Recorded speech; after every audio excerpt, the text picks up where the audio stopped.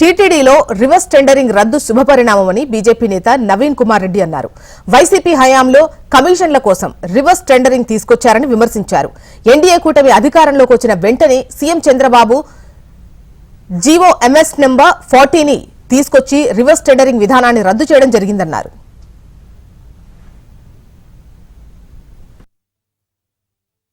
ఈ రోజు reverse tendering విధానాన్ని ఏ విధంగా అయితే రాష్ట్ర ప్రభుత్వం రద్దు చేసిందో అదే పద్ధతిని తిరుమల తిరుపతి దేవస్థానంలో కూడా అప్లికబుల్ చేయాలని చెప్పని, అమలు చేయాలని చెప్పని గత వారంలో నేను మీడియా ద్వారా, సోషల్ మీడియా ద్వారా విజ్ఞప్తి చేస్తూ టీటీడీ ఈఓ గారికి కూడా పంపించడం జరిగింది.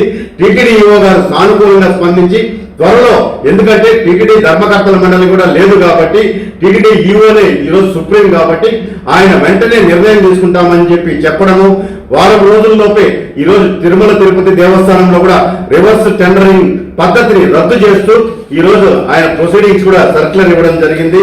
ఇది చాలా శుభ పరిణామం.